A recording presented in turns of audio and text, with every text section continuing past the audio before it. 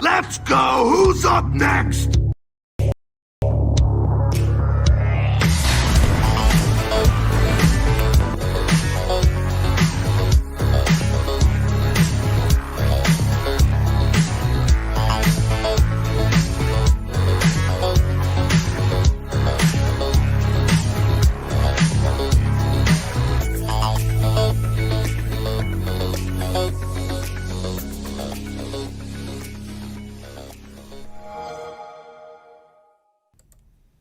Welcome, Internet, to the Xbox Empire podcast, part of the Play Some Video Games network of podcasts. I'm Elaine. Donnie's here. It's midweek. We're both feeling clearly some kind of way. Donnie's been yawning for like the last 3 minutes, and now I want to take a nap. How I'm kind dare of you? tired. I stayed up way too late last night. I was up till like 3 a.m. What? That's... Yeah. Sir, It's you're way worse too than late. me.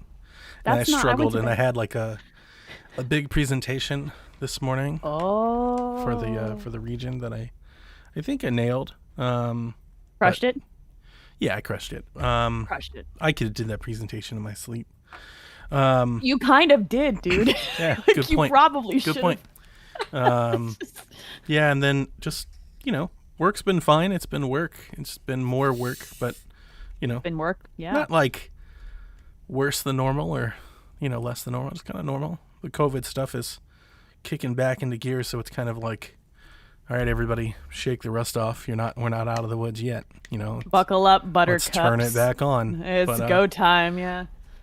I shouldn't have man. stayed up so late last night. I'm tired. I'm sorry, Elaine. Did you was it for no reason? Did you do the thing where you just didn't go to sleep like I often do, where you're just kind of sitting there, or were you playing a video game, or like, what was the deal, my friend?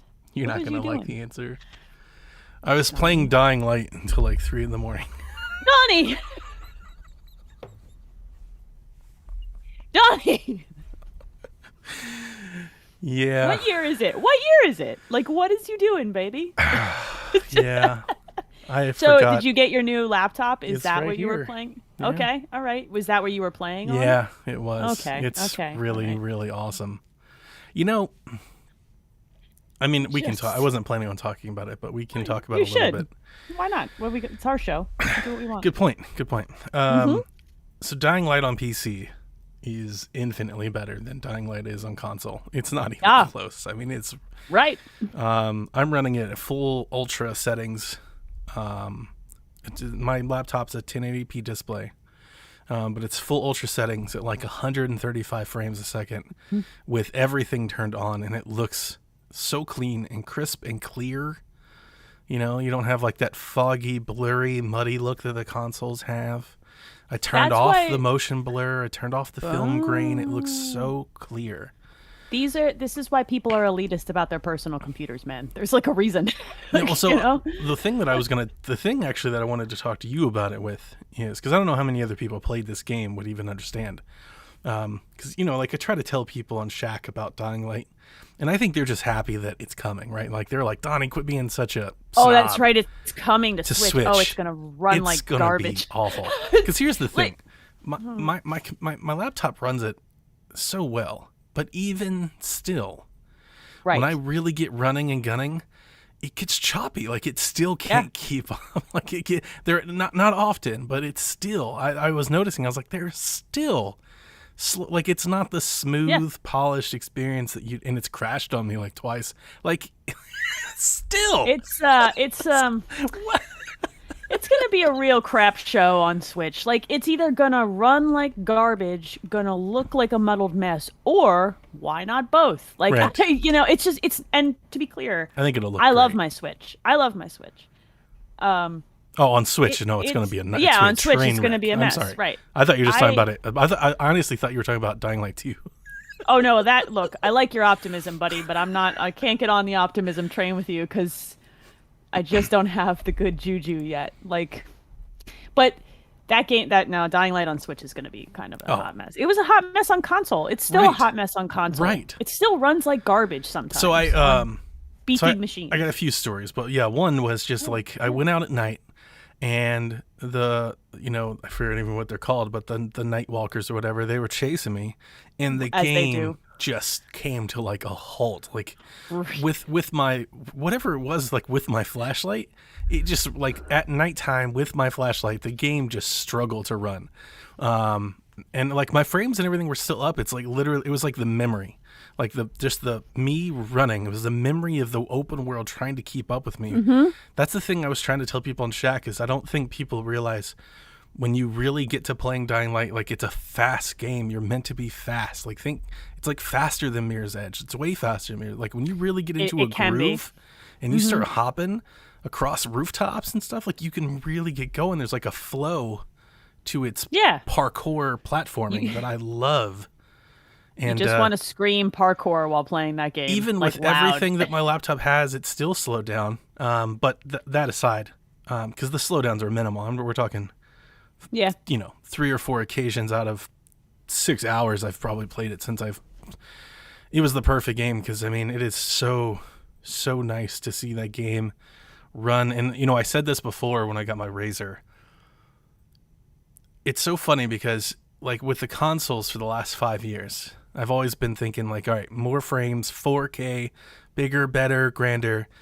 The 1080p looks fantastic when you have the ability to run like all of the effects. Like Dying Light on PC has all these lens flares and like spectrums and like bokeh lights from the sunshine and the fire, and like none of that is there, I don't think, in the console, or wasn't there on console when I played it on console. Like it, and I played it. I played through the intro when it got the FPS boost on Xbox not that long ago, and it's nice that it runs at 60, but it still doesn't look great.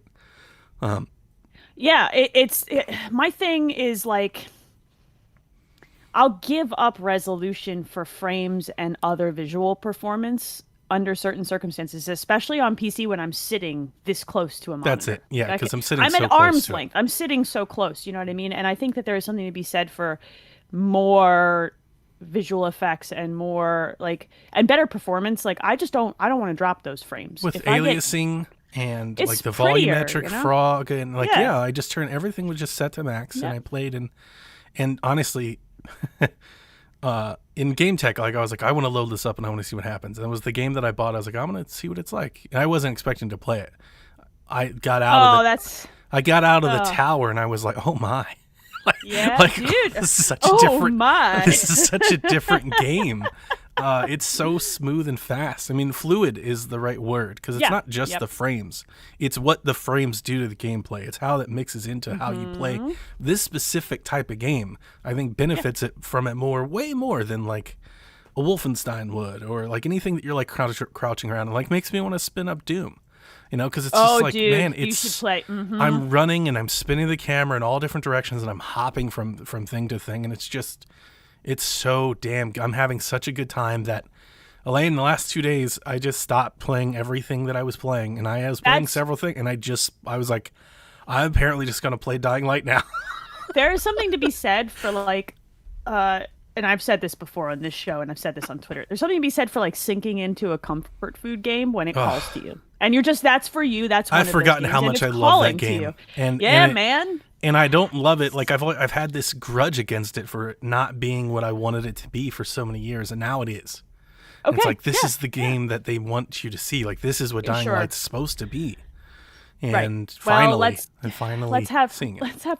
Let's just have some hope that it doesn't take that long for the second game. Oh, I've got a great jank story for you already. Because of course. Well, that game's busted. What would Donnie's PC experience be without some jank? So, Dying Light has infinite amount of DLC. Like there's a bunch of crap. They put Destiny to shame with the amount of service they give this game. Stupid. One of the things that they have in the game that I didn't even know, I don't know when they put it in there, but it wasn't in there when I played it, is this thing called like Hell Raid. Do you know about this? That sounds warm and fuzzy. No, I did not revisit this game recently enough for that. So when you go into the tower, after you do like the prologue, you'll go into a room and there's an arcade machine that says Hell Raid. And next to it is like a chest. And you can play the arcade game and you can earn money that you can bring back into the world and spend at that chest to get like swords or medieval axes and shit. Sure. When you play the game, it drops you into this dungeon crawling Skyrim thing that you basically run in levels. Like you just have to keep going and keep going and keep going until you reach the end. And it blew me away. My dog has made a visit to me for some reason. It blew me away because after I was actually having a good old time. It reminds me a lot of like Elder Scrolls Blades. This Hellraid does. I actually liked that stupid. That's thing exactly a lot. what this feels like. It's like Okay, Blades, cool. but with full action, like motion and everything. Okay. And I was playing and killing everybody, and I was like, all right, I want to leave now and get back to the game. So I quit. No. I quit. I hit the start button, and I went back to the tower. And I went back to Okay. the tower, and the game crashed. And then I booted it up again, and I tried it again, and the game crashed. And I booted it up again and tried it again, and the game crashed. And it kept loading me into the Hellraid. So then I Google it, and this thing has been out, like, there are Reddit threads, I think, that are like 6 months old. They're like, this thing is utterly broken. Like, you were forced either beating all of this DLC campaign Oh my god. or uninstalling it to get back to your save file.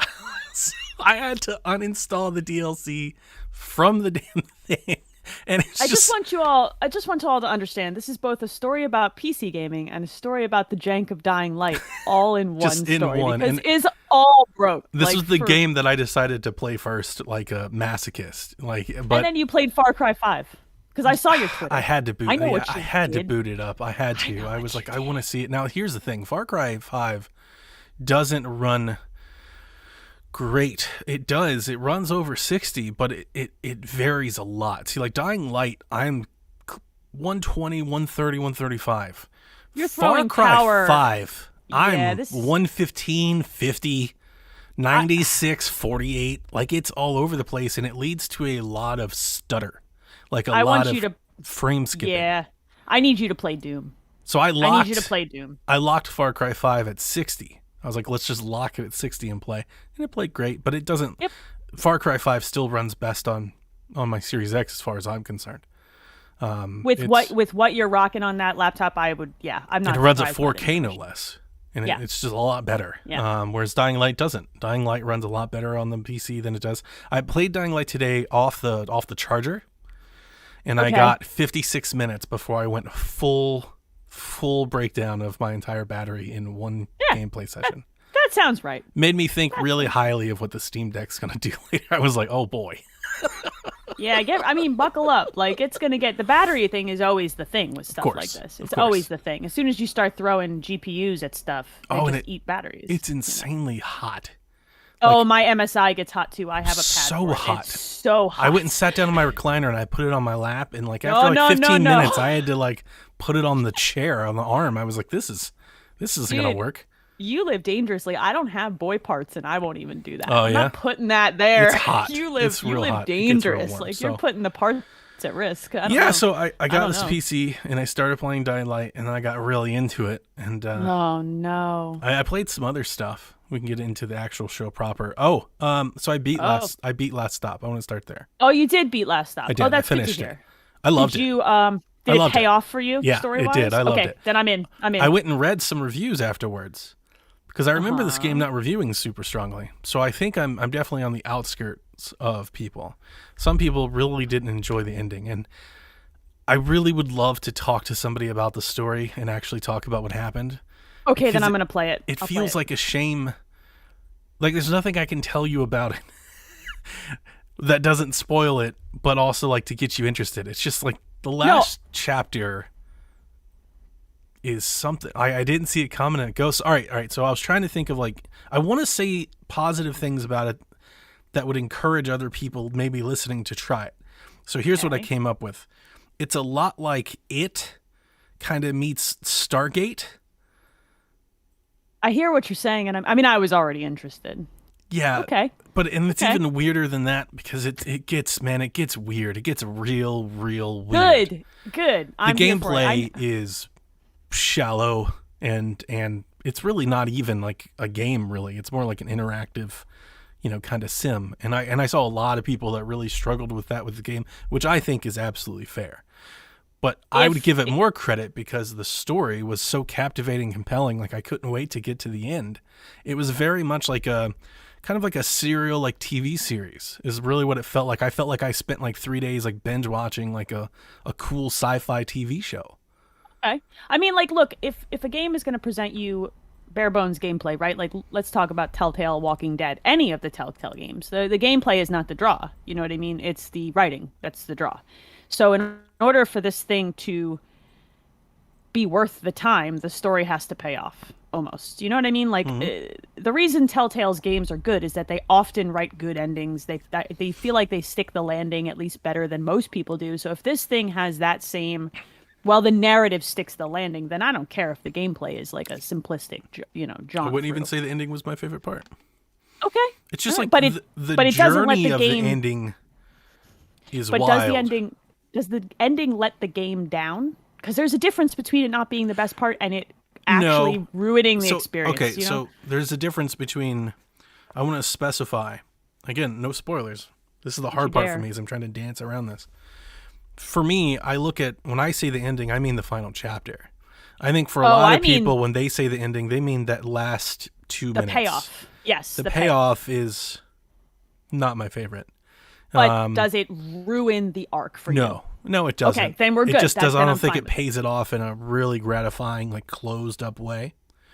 But Though, like the- 10% the- of video games do that. but the So. hour before it that leads you to that point was quite a ride. Okay. Okay. Like, there was good. one point Good. I took screenshots, and that was the other part. Is I took all kinds of screenshots, and then I was like, I can't share.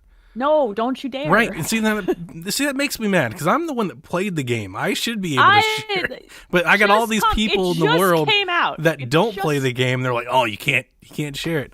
There I'm was gonna one play the point game. when this chapter started. I was like, what the fuck is happening? Like, what? Like, it really goes off the rails, and I didn't see it coming. I did not see that coming. Oh, that's the best. Okay. All right. Okay. I'm in. I like games that do that. I like games that twist it in a way I'm not expecting. Because you know what? Look, dude, so many games are written in a format where you're like, I know exactly how this is going to pan out. Yeah. Within a variance, I know where we're going here. So even if it's so weird, sure, let's get weird. A lot of the you know? Let's criticism get too super was that weird. like you don't have a whole lot of agency over the story. Like, you can make decisions, but I don't think they really change outcomes a whole lot. Again, I didn't care. That's like every video game ever, right? Like, well, no, it's like what 50% of games or Yeah, more. like How most. often do we get into games and you I make think choices, with but- games like this though, like with I the don't gameplay disagree. mechanics, people are used to that. I just don't think you could tell the story they're telling if they gave the players any sort of control over it. Because then Mm-hmm. it goes off the road. Like, things, I don't know how much things would line up. Because remember, you're playing every chapter. You're playing 3 different vignettes as 3 different people that Right. all weave together to tell one story. That's a lot of moving parts to give people agency over. I agree. I think that I don't fault them for writing a story that maybe feels like it doesn't have as much wiggle as a player might But want. instead of criticizing that so much for what it didn't do, I would prop up the writing, which I thought was very good. There were several times that That's I good to laughed, that I cracked like a little smirk smile. Like, it's just very like warm, fun. You know, it's a weekend. It wasn't like overly long or anything like that. Okay. I didn't feel. I think at times, my biggest criticism at times, like, there's a lot of walking, and it's usually it's usually to structure like the narrative being delivered to you. So Sure. like you'll walk across the screen while they just talk, but This is sometimes the- that talking isn't all that important. So So you feel like they could have saved it for different moments? yeah, there were Okay, more so than the a few pacing- times when I realized like, oh, this isn't advancing the story. So I was like Got it, looking got at my phone while I was like holding the thumbstick Got it. to the right, you know. Sure. But which is This fine. is- I didn't bother me. This is the Gears of War slow walk with your hand in the ear Yeah, piece yeah. moment. You know what I That's mean? a- Like That's spot on. they use it to load, they use it to add written lines, and sometimes it's great and you get bits that you really love, and sometimes it falls flat. You know, I'm okay with that. It's okay. This is on my list to play next. Actually, I just installed it. I'm glad we got it. Get on Game Pass. I remember when it was shown, I was like, I don't think I'm going to buy that. But then it was like Game Pass. I was like, why not? I mean, Annapurna, they're rocking it. Like, they're crushing it. They make good. They publish good stuff. They work with good Devolver-esque. publishers. It is very, except without the cheekiness in many Yeah, of course. situations. Well, I mean, they have They're- different. I meant like in terms of like their quality seal of Yes, approval. Yes.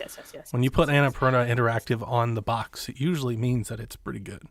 And it usually means that it has an impact for me. Like most of the games that they have published, I have played and thought, wow, man, that hits a unique spot. And I think this one does.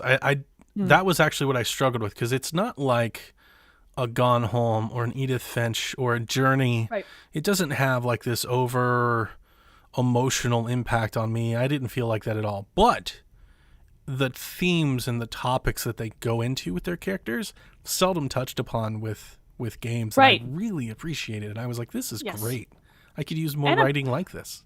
Annapurna is very good at that. Like Sayonara Wild Hearts is another really good example. And it didn't make me cry, but it did make me think about things and feel things that I wouldn't have thought a game would. Like, it's unique. Yep. Devolver is weird in their own unique way, and that they're unique that way. I like these publishers that know their niche and go for it, real hard. Like, that's good. It's good to have. Mm-hmm. What else you play, Donnie? I hopped into the Ascent and I played through the first boss and a little bit beyond that. I think it looks amazing. You were very excited about this title. It looks incredible. It's. I've seen plenty of video. It is now installed on my system. I installed both Last Stop and Ascent, but I've been it looks in great. other games. So good. The Do you gameplay enjoy just it? seems. Yeah, no, it's not that I don't. I've heard a lot of things that I can't back up. I've heard from a lot of people that it's kind of a mess. It's buggy, that there's balance issues. I know the console versions don't have ray tracing. I think it's on PC only. The balance issues, I've heard from more than a few of the podcasts that I listen to say, like, the solo balancing is a lot steeper than if you play with friends. Like, if you're playing the solo, you're going to really grind and struggle, which I think stopped me from, like, going all in as soon as it went live. I was kind of like, maybe I'll hang back a little. I played. It's a twin stick shooter in mechanics.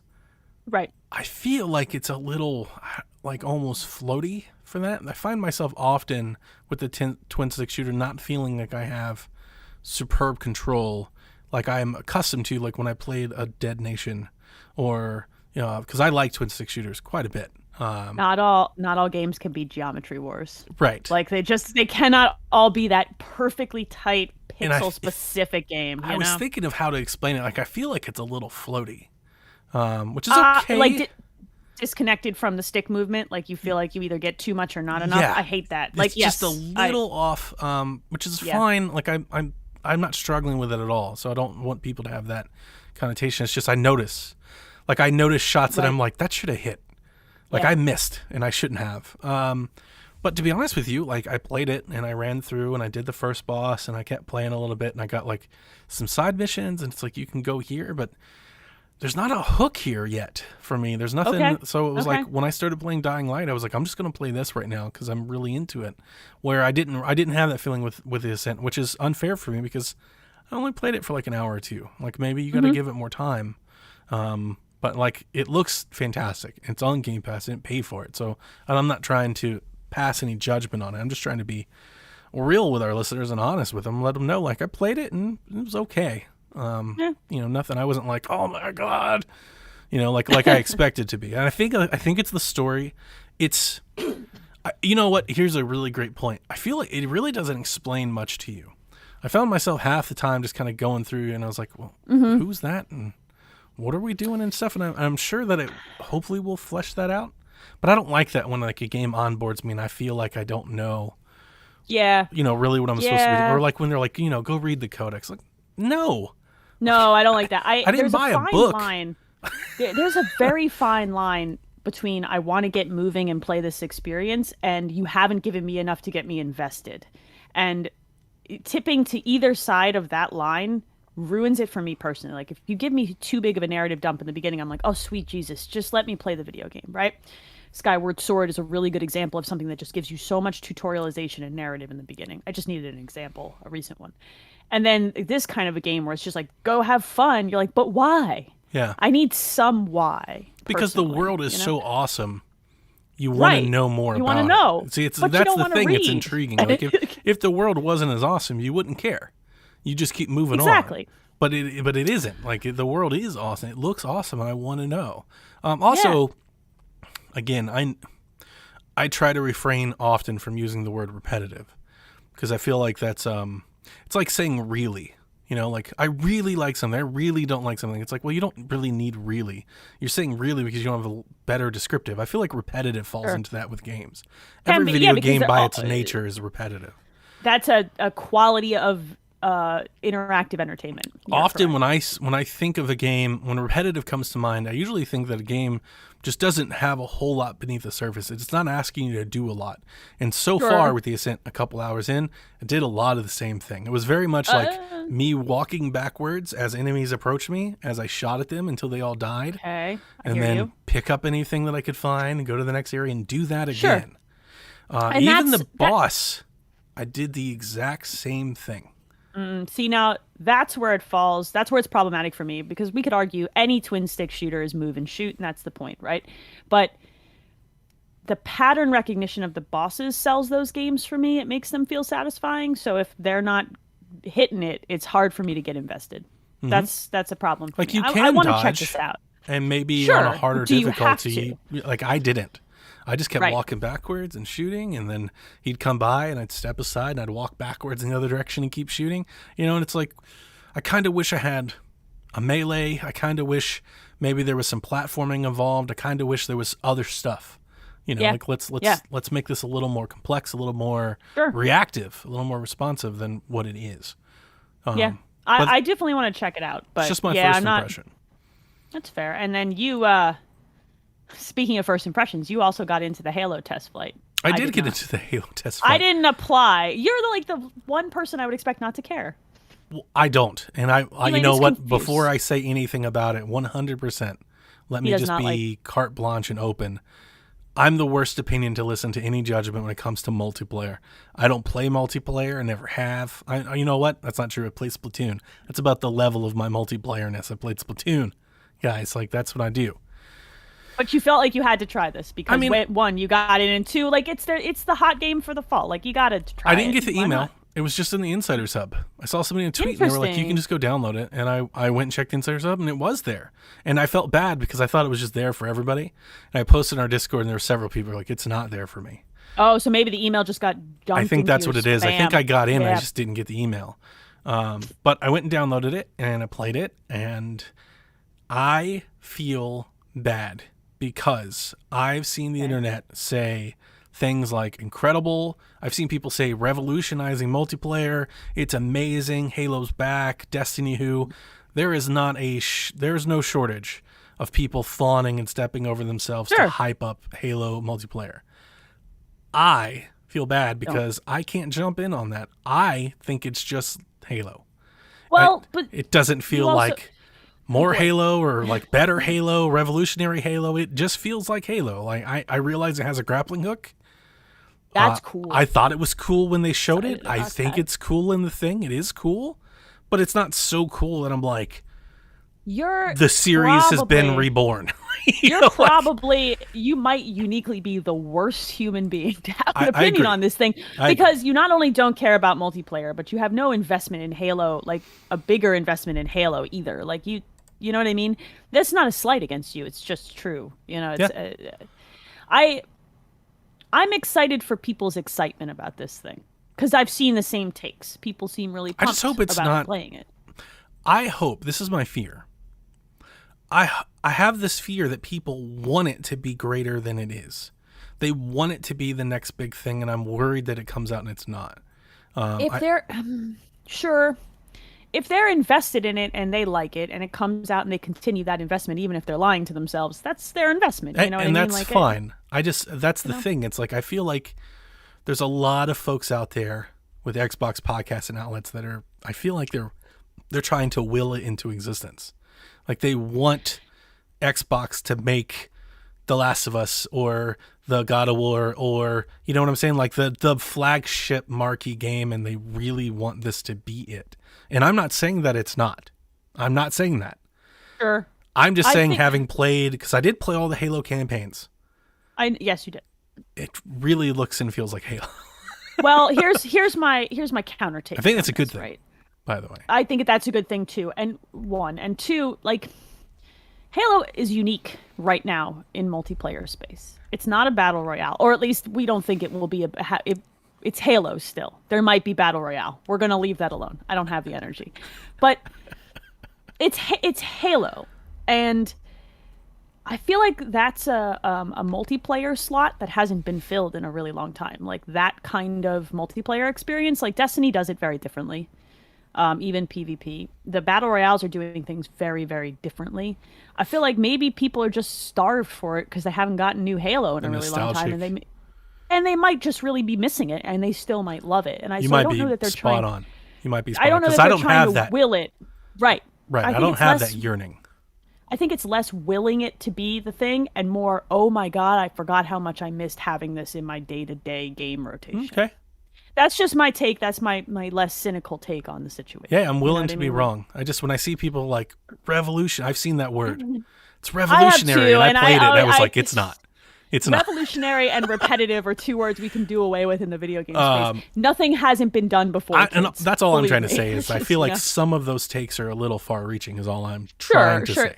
But that's the hype train. That's what we get into here. That's true. That's true. You know? I did put my expert on it. I played about 3 or 4 matches, and we had fun. But I gave it to Jack. And I was like, you play. Jack likes it. He's like, this is great. That's good. That's what he said. He's like, this is great. He's like, I can't wait to play more. We played. That was another thing, because they had times, and I thought the time was like 1 to 3. We played for like 4 hours. We played a long time. We just sat there, and I watched him play match after match after match. They're probably letting the times float. They're not just like having a dude pull a giant lever definitely at felt 3 that o'clock. You know, they're just taking it offline because we were slowly, playing at like 4, and I was like, it's supposed to be done now, and Jack kept playing. We just kept playing. Well, I mean, it looks good. It ran well. You know, there was popping and stuff like that. It's a beta. You know, like I'm not going to judge anything off of the beta, but I will say this just for transparency, and our listeners should know this about me already. My judgment for Halo will come from the single player. And that can be right or wrong, but that will be where my judgment comes. I'm never going to play the multiplayer unless they do Battle Royale. And so it really doesn't matter to me. It's 100% what is the solo experience. Like, I was really excited from that original trailer that they showed 2 years ago. Like, I want that Halo experience. I wanted like that, you know, that open world, drive stuff around, go find outposts and towers, take them down, plan your attack. That's what I'm looking for. And multiplayer doesn't give me any of that. You know, in multiplayer, just run around and shoot each other, which we had fun with. We had fun doing. You run around and shoot each other. Jack's way better at it than I am. I'm not good at Halo's Good. multiplayer. I played a pretty good amount of Halos 2 and 3 on LAN in college because that's what we did. But my favorite experiences with Halo are actually like up all night playing the Halo 3 campaign with friends. Okay. Like, co-op. That's my Gears. favorite. I play Gears co-op most of the time. Yeah. Yes. So, you know, those are my favorite kind of experiences with Halo. Yeah. But I'm happy that people are happy. I was bracing for it You because know? I knew when I was playing it, when I was watching all these people on the internet, and I was just like, man, like I'm not going to come out here and be like, it was incredible. Like I'm not, Sure. you'll never hear that from me unless I really believe it. So, Sure. you know, to me, I was just like, honestly, and I said this last week when I was talking about Twitch stream, honestly, if you sat me down on that demo and they're like, here's a new map coming to Master Chief Collection, would have totally believed you. Would not have known the difference. Sure. Well, you're in a very unique position of not giving a crap about Halo's multiplayer, though. Sure. But I mean, just like space. from the feel and just the, you know, like what we were doing, it, you know, was Halo. We've discussed this many a time. You can only change Halos so much. And honestly, there is an expectation. That's what I was thinking. know? Like, it's a good thing that it is that way. And I think some of the praise that I've heard about is, well, I've heard a lot of people say it feels like old Halo, but new. And I think that's a great, and that's actually, I would agree with that. That is exactly what it feels like. It feels like what Halo's supposed to, it feels like how you remembered Halo. Yeah, the nostalgia, like it takes the nostalgia filter. It's what you think Halo was back then. That's what this is. That's good. Because that is good. It is a good thing. To me, that's kind of nailing it for them. To me, in my opinion, because it's so easy to go, oh, Halo, I have so many warm, fuzzy memories of how that played and how that felt. And for them to be able to re-inject that Spot on.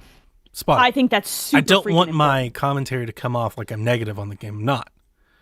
I think I understand. That's the best way of putting it. You just don't care, and that's it's not my game. You're welcome to not care. You're not welcome to not care. You had a productive week in video games before Dying Light. Dying Light wrecked it. I mean, like I kind of want to play it when we get done. You're gonna. Elaine. You're gonna. I'm really happy to play the game again. Mistakes were made, kids. It's a lot of fun. I finished Death's Door last week. And I described this to other people, and I said this to you, like it was a game that dragged me out of my video game funk that I've been kind of in, where I've kind of bounced between things and not. And then I was like, I need another game that can keep me in the good juju place, right? I want to be here. I like it here. So I scroll through and I was like, oh, this Ender Lilies game that people keep talking about, right? That's got a vibe that I'm digging just from the screenshots. Screenshots reminded me of Child of Light. Is it anything like that? It's not. It's Okay. like it's a Metroidvania. Okay, so for lack of a better term, it is a Metroidvania that's got some Hollow Knight vibes in it, but not like it's got a map. Before you get nervous, I thought it was turn-based. easier. It is not. I thought I saw like the bottom, like a turn. That's what I was remembering. Okay. It is a straight up 2D action Gotcha. Metroidvania game for better or worse. It is beautiful and has. It's interesting. This game has like components from that give me vibes from so many different games, and all of those vibes I like. So like it's got this Hollow Knight kind of like blighted world creepy vibe that's going on. It's got music that evokes Nier for me because it's all this like orchestral music with like singing underneath of it, like, you know. It's a Metroidvania, and that's like a genre that I deeply love. It's got just a little bit of Dark Souls style boss pattern recognition and just a little bit of challenge. It's rad. I'm really impressed with it. Like it's just pulling these different components in ways that make me very happy. You play as this little girl. She's got this. She's able to purify stuff that's been taken over by the blight. She's got this guardian knight, and then you can. So he attacks. So when you press X, the knight is what is attacking, not the little girl. And you can equip other spirits as you purify them and swap out their abilities. It's rad, man. It's very cool from a combat perspective. Like I'm very impressed with it. So I'm like in it. I'm like doing the thing where I just got a new ability and now I'm backing through the map to find spots. Oh, it's so good. I love, makes me feel good. Games like this make me feel good. If people are into that genre and that like exploration Metroidvania and looking to kind of fill a gap before the Silk Song stuff for Hollow Knight comes out, this is a good one to inject into this space. Ooh. I'm impressed. It's $25. You can find it on everything, I believe. I picked it up on Xbox. It runs great on my Series X. Doc Get Good says it's linked to the Dark Souls, which makes me wonder if Devin would like it. Yeah, I don't know that I 100% disagree with that assertion. Like it's like I said, it's got pieces from so many like different things. But I would almost call it Symphony of the Night-esque. Or even there was a Castlevania that did this with the spirits and the different abilities. Yeah. I would watch some video of it, but I'm really into it. I'm having a great time with it. It's beautiful. Like it does have a great look. Dude, the particle effects and like in some of the places you go, they're like darked out, but you can see like the colors from stained glass. Like the visual effects in this game are just stunning. They just blow me away. And the music is incredible. The music is absolutely incredible. So I'm very pleased with that. So I snagged that on Xbox, and I've been playing the hell out of that. I haven't been able to stop. That's very pretty. I went and looked at more screenshots of it. I feel like I saw a screenshot where it had like all the different characters at the bottom for some reason. Because it's like when you rest at a bench, the spirits that you're carrying with you like show up. Oh, like okay. So just hang out when next I saw to you. that screenshot, I was assuming it was like a time-based, like a party, but it's not. They just Gotcha. Yeah, they just right. when you run around in the world, there are these little pink dots that follow you, right? See? And then when you attack, they like materialize. Don't judge a book by its cover. Man, dude, it's good. I like it a lot. I'm really into it. I'm having a really good time with it. I recommend people take a look because it's beautiful in a really unique way. And it's got all that stained glass and like and like the shadows and all that. There's like light particle effects that'll happen in some places, and the music is just incredible. Really, just incredible. Yeah, better music than Death's Door. Different music than Death's Door. It, like I said, it really evokes like Nier for me, and I love that stuff. That like orchestral swelling, singing. It's good. It's real good. Metroidvanias are a challenge for me because I really do like them. I get lost into them quite a bit, but I have a really hard time juggling them with other games. So when I want to play one, I have to commit to one, and it's like I'm going to play this game. And I'm not going to turn my blinders off to everything else, which can be hard when you're podcasting and you have Gamecast and you have 8 different consoles and a gaming PC. Like it can be difficult. It's hard. That's why I don't normally play a bunch of them. But I'll put it on my wish list. I I think just wonder keep how it an eye- runs keep- on Switch. Oh boy, I was curious about that because this is a good one. This would be a good Typically, one for me to have. I like playing Metroidvanias on portables. too. Typically, Me too. This would be great for me to play on the train. If it goes on sale, I might also, or if there was a physical version of this that came out on Switch, I would probably pick it up because I like the art style just so much, sure. So that's what I've been into, and I keep That's cool. dipping in and out of Resident Evil. I was gonna Eventually, I'm ask. gonna finish it. I'm still playing it. You haven't I given just- up. You're still going. No, I still like it. I just haven't wanted to play it. I keep looking for a thing that's gonna grab my attention better, and these kinds of games are. So I'm rolling with it. Just rolling with it for right now. We're in the in between, Donnie, before the real stuff. No More Heroes. hits. No More Heroes is soon. I was playing I mean, it's Oxenfree August. until Dying Light started. Yo, Oxenfree is really good. I was having a blast, and then Dying Light happened, and I don't know if I'll ever go back, but I was really enjoying Dying Light. I was like, I want to replay this before Oxenfree 2 comes out, and I got started, and I kept going, and then I got this PC, and then it was all over with. Oxenfree really does have a good story. I really like it's the writing incredible. in the game. I didn't that know writing. that there were as many endings as there are.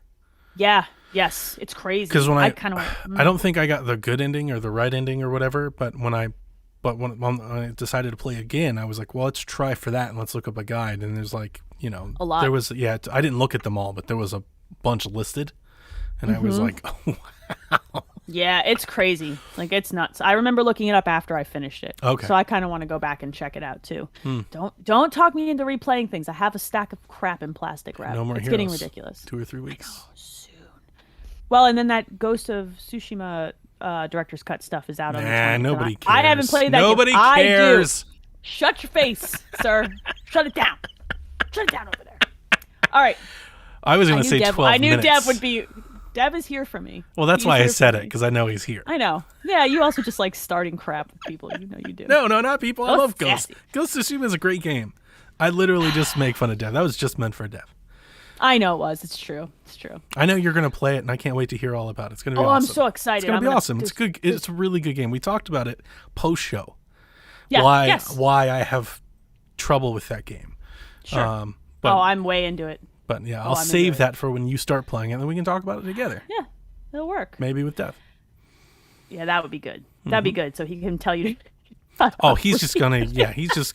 You ever have that person? It's like a dad thing where you have an excuse and they just write Yeah. off every excuse you have. Yeah. yeah. Get ready. That'll just Buckle up. Mm-hmm. Let's go. 100%. All right. Speaking of things that people need to buckle up for, let's dip into the news. So this is a stupid story. It's stupid because it shouldn't have happened. So Halo Infinite is in beta, and apparently, according to Joseph Staten, a small number of campaign files were unintentionally inserted into the technical preview build. And what this means is that people have data mined those files, extracted a crap load of dialogue, plot points, game objectives, plot twists, Audio and put them on the clips. internet. And just dump them onto. So if you care about the spoilers are going to Turn come that for stuff you. off. Them spoilers are going to get you. Don't Turn it off. just start muting crap on Twitter. You know, to That be would honest my with you, recommendation. as somebody who never mutes spoilers and wouldn't be bothered by this, I've seen very little.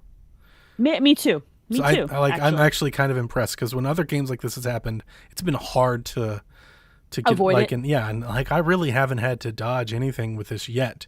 But I did see Right. one thing. Don't and tell me. I won't say what it is, but I will say this: made me excited. I All hope right. it's I hope All it's- right, that's I hope it's good. true. For you, I'm glad because I hope feel it's like true. you need it. You know what I mean? So, but I can't. How do you accidentally put? What is happening Yeah, over but there? here's the other thing though. This is has happening happened over with there? a lot of games, and sometimes Constantly. the games don't even sometimes that stuff never even comes to fruition. Some of that stuff I gets know, but- cut out, and it's not true. So That's true. don't It's true. just don't run with it as fact quite yet. No, but the point is, this has happened enough times sure that it is, though. you would think that developers would be more careful at this juncture. You know Yeah. what I mean? Come on, dude. Yeah, I don't really know how data mining works in terms of do they get metadata with files or anything like that. I honestly don't understand that, so I don't know how hard it would be to I don't scrub either. all that. I don't either. And I If don't the know game it's is just- really complex with a lot of systems and mechanics and things like that, I imagine it would be a time, inducing task to scrub Well, that stuff out of it. what I was going to say is it's a risk reward thing, right? Like, okay, we got to get this beta out because this thing's got to launch this fall. So either we spend the time to pull these files out and scrub it and make a version that's very clean, or we just roll the dice and hope no one finds it. And I think a lot of the times they just roll the dice because everybody's understaffed. There's not enough hours to get everything done. Did you see the This is the way Krispy to Kreme thing that they're doing with Halo? There's a donut, an Xbox donut. Did you see that they said, why wait until November? Oh. Do you think did they're they? confirming that it's in November? I mean, I think It's everybody's absolutely- assuming it's in November. It's absolutely going to be in November. Kind of want them to go early. If go what early. but isn't Forza October? Yeah, go earlier. Yeah, no, they're not. Go no, early. Like, it's just not, get no. out there. Just That's 4 weeks away. They're not. Ready. man, I would so love to just wake up. It's like September 15th. They're like, Halo's out. Halo's anniversaries are in November, Yeah, though, right? it's gonna be Didn't November. Yeah, We come all know on, it's gonna dude. be in Like we know November. November. Simmer down. Simmer down. Also, I want that Xbox donut, and I don't think we can get it in the United States. This is BS. I'm upset. Oh, really? upset. We can't I think get it? it's other territories that Xbox donut. The There's Krispy Kreme one. an exclusive Xbox donut to Krispy Kreme, no less. Yes, Not but available in I America don't think it's from in the US. American company Microsoft. Bro, I'm pretty sure. What the hell? I don't know. The internet's Oh, stupid. we should. and That's companies worth. are See, stupid. for everybody that has a cause, like that's worth protesting I over. want the Xbox. I think Paris was What? the one who tweeted about it. That it's like, no, that's not where it is. I mean, Paris Lily. He was like, yo, Oh, where is this donut in the U.S.? And I was like, bro, really? We can't get it in the Oh, U.S. I'm very that's a upset. mistake. I would buy a 6-pack of those and just make myself real sick. Yeah, yeah, I would too. Line them up. Yeah, my family wouldn't argue about any excuse to go to Krispy Kreme. Oh, I love Krispy Kreme. I love donuts. The Southerners down here are very, very, very proud. Krispy Of Kreme. the Krispy Kreme? Yeah. Are you? Yeah. Oh no, the don't North- say you. Excuse me. Don't say you. I said the Southerners, where amongst I live, are I very see. proud I of see. the Krispy Look, Kreme donut. The Northerners, where amongst I live, very proud of Dunkin' Donuts. And Yeah, I Dunkin' know. Donuts makes And I- garbage ass donuts. And I'm pretty Don't sure. at Yeah, me. I'm pretty sure Krispy Kreme is way better than Dunkin'. They are. They are. And Do they're not at me about They're that. better than Tim Hortons, though. When I was a kid, Tim Hortons was better than they are now. Like they've kind of went down a hill. Dunkin' Donuts was better than they are now. Look, we sound old. We got to stop this game. Yeah. We're about to be like, in my day. Yeah, can't. but when I moved down here, there was a lot of that. Like you've never had a donut, you know. Look, I'm going to say this. I think Krispy Kreme donuts, as a general rule, are slightly too sweet. However, there is nothing I in like the a fast... doughy donut though. I am a yeast donut fan. I don't like cake donuts. So I just to like be clear. a Publix donut My favorite donut. or like a Costco Let me finish donut. this thought. There is nothing in fast food that is as transcendental as a warm Krispy Kreme glazed donut off the belt. Off the thing, but see that's There the is thing. They're nothing so in- wispy. Yes, there's nothing in fast food that is a better bite than that moment. However, my favorite donut of that type is from 7-Eleven. The Simpsons pink top sprinkles donut Sure. is an exceptional freaking donut. Yeah. My wife and I about we've had this argument because she is one of those people. It's angelic to stand there and get one of those donuts off the line. It's- And it is good. Don't get me wrong. It's very nice. It's a nice sweet treat. But at the same time, I tell her, I'm like, but I'm hungry. No, like, I yeah, want it's not. food. Yes, yes. If you want something, look. You If you can't want dunk something, that in coffee. It dissipates. No, but here's the thing, though. There is no better bite in fast food than that bite. There's I no disagree better with you, tasting bite. Like We'll never that's get just for anywhere. me. No, we'll With be this. arguing about this forever. Yeah. All right, we're gonna move on from donut talk. Our new segment, donut talk. That'd be a Don't- more popular podcast. I I'm pretty mean- sure that exists. Oh, absolutely. Absolutely It's does. 2021. Yeah. Every podcast exists. That's true. Now, we've mentioned Annapurna earlier in the show. They had their first showcase, right? Their first ever showcase, which is exciting because I love their stuff. They gave us a date for Artful Escape, which is September 9th, coming to Game Pass. Let's go. That's a pretty-ass game. I Pretty-ass game. have been a sucker for that game since the moment it was shown Yeah. 5 years ago. It's When it was got- the Artful Escape of Vincent Vendetti.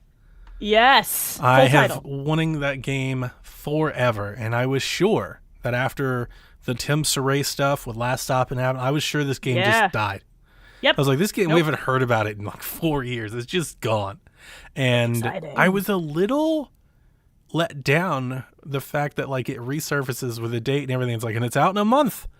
Yeah. like with little fanfare, I felt. Well, I think that this is a niche game, man. It's a weird one. It's not going to be for everybody, but to the plus side, coming to Game Pass is a good thing for a game like this. Awesome. Yeah, it makes it I'm even excited. better. Coming to Game Pass. Game Pass continues to deliver with indie games. And I can't wait. I can't wait to play it. I don't know why it's not for everybody, but I'll tell you what, it's for me. Because I'm going to get some sick guitar riffs with the super colorful platforming world. Oh, I'm excited. Inject it in my veins. I'm going to turn all my lights I'm on. excited. Turn my TV lights on. I'm going to take so many pictures. Oh, Just I'm excited. Obnoxious color wall. Oh, I'm pumped. I'm so pumped. Also coming to Game Pass, Gorogoa and Telling Lies. Both are exceptional games. Play Telling Lies. My wife loves those games. We did those together. Gorogoa is a very special little puzzle thing. I really like it. I recommend people play it. And I Am Dead is coming to consoles on August 9th. I don't believe Game Pass, but it is coming to consoles. Yeah, it's been Switch only, I think, right? PC. Okay. It's on Steam. Yeah. So, all right. So we also have Solar Ash has been given a date. This is Heart Machine's Hyperlight Drifter sort of follow-up title, October 26th. It's exciting. Oh, baby. I'm excited about that one. People lost their fool minds because Outer Wilds is getting its first and only DLC, September 28, Echoes of the Eye. I still have not played Outer Wilds, so I'm just going to wait and play it all together. That's the indie weird one, right? Not the Xbox one? Yeah, that's the time loopy one. Yeah, I played it. I didn't like it. Yeah. This does not surprise me, Donnie. Yeah. Stray got a new trailer. PlayStation and PCs. This is PS4, PS5, as well as Steam, Correct. I believe. No date yet on Stray, a game that everybody is very excited about, and they just continue to drag our hearts along at every showcase. They showed more Neon White. They're saying this winter for Neon White. And then they showed some new stuff. Skin Deep, Memoir Blue, and Storyteller. I haven't watched the bits about these games just yet, but if they're going to publish it, I'm going to play it. Okay. That's the short version about Annapurna. It's kind of like Devolver. Yeah, I needed more to be invested in those too much. I kind of zoned out at that point, but I was also like kind of just living in the bliss of the Artful Escape. I can't wait. So this was a good little showing for Annapurna. I'm glad they did this. I hope they continue to do this. I think that for the titles that they have, collecting them all together and generating excitement, especially coming off E3, this was well timed, very smart for them. What a great publisher. What a great bunch of folks. Let's talk about Game Pass, since this is the Donut and Game Pass podcast. Hit me with what's coming soon to Game Pass, Donnie, or what's out now. Yeah, so out now, if you're listening to this as it hits podcast feeds, Curse of the Dead Gods, Dodgeball Academia, Katamari Damacy Reroll, Lumines Remastered. Oh, baby. Skate and Skate 3 and Starmancer will all be out for you. Freaking list, y'all. I have been wanting to check out Curse of the Dead Gods. I think it's a I never played it. Yeah. And then I don't know anything about Dodgeball. I do not like Katamari Damacy. I love that game. And I love Lumines. Oh, one of my favorite puzzle games of all time. I was so excited when it came to Switch. That remaster Played the hell out of it. Is exceptional. It's real good. And I highly recommend it. And it's also one of my favorite video game soundtracks of all time. And you get the OG Skate. Oh, baby. And then Skate 3 is coming to cloud. Which I have no real interest to play Skate again. I'm bad at Skate. Okay with Skate. It's just like, we got Tony Hawk, got all the indie skate games that I played. Like, I'm kind of skated out at this point. Like, I've skated. I became a Superman. I relived it. I scratched the itch. And it's time to move on. For me, nothing will ever be Tony Hawk 2. Let me know when the new Skate drops. Yeah, I'll play the new Skate. Yeah, let me know when the new Skate drops. I'll probably install this. 812 Art of Rally is hitting both PC and X. This looks rad. This is an interesting game. I almost bought this game a few months ago. It has really a lot of good reviews, and there's a lot of good stuff going around about it, a lot of nice things to say. Apparently, it's really hard, which is what led me not to buying it. And right, so now you can try it. Yeah, so now I can try it. Yep. Now you can try it. Hades drops on the 13th, and then the Microsoft Solitaire Collection comes to PC on the 17th. Look, I love Solitaire. Who doesn't? I freaking love Solitaire. I'll sit and play Solitaire for hours. Make yourself feel lonely. Yeah. It's Solitaire, right? Solitaire. Hades, if you haven't played Hades, Of course. play freaking just get Great into game. it, guys. If Please you're do. into it. I'm not, but it's a great game nonetheless. It's very special if you're into that genre. And just a reminder, Donnie put these at the edge, and this is good and important information. 12 Minutes is hitting on the 19th, Psychonauts on the 25th. All It is- before the Artful Escape. Like, Y'all, indie video games are popping right now. Buckle it up. Let's get a nice go. little Get on the Game bus. Pass lead into Forza here. They're Yeah, kind I of agree. dropping a really good game every other week or so. We agree. got Death's Door, and it continues on. This is It's- great. This is the type of momentum. Like I say all the time when we talk about Game Pass, this is why I buy Game Pass. I don't Correct. buy Game Pass for Forza and Halo. I buy Game Pass for 12 Minutes and Death's Door and Artful Escape and all the stuff like that. It's saving me little 20. Because here's the thing, like, Xbox is going to drop a Forza and a Halo, and they're usually going to drop 3 or 4 of those a year. We're hoping that we get to the point where they're dropping 6 or 7 of those a year. And they keep Sure. saying they're going to, but we're not there yet. But Game Pass saves me from dropping $20 to $30 at least like twice a month all year long. Like, other just benefit raking is- it in with those little games. The other benefit is I definitely dip into more smaller indie games that I wouldn't have tried. Yeah. Because $20, like I'm not sure. Yep. You know what I mean? Or I've heard it's too hard. I won't buy in. And I love that I just get to boot up a new tiny game every week and be like, I like Oh, and this. Sable's Or- coming soon too, right? That'll Yeah, be, like was that before? I think it's before Forza. I want to say it is. I want to say it looks like they're pushing all the indies before Forza, Yeah, right? so And Sable then should Forza, probably come in there right after Artful Escape, and what a great lead. and then you hit Forza, and then you hit Halo. That's the year. That's and excellent. it's a good way to roll through the end of the year. I'm a big fan of this. Yeah, it's excellent. Leaving Game Pass on the 8th of this month, GTA 5 again. Finally dated. Yeah, Final Fantasy 7 on the 15th, Darksiders Genesis, Don't Starve, Train Sim World, Ape Out, and Crossing Souls. I love Ape Out. Ape Out's incredible. Ape Out's a leaving great on game. PC. I liked Darksiders Genesis.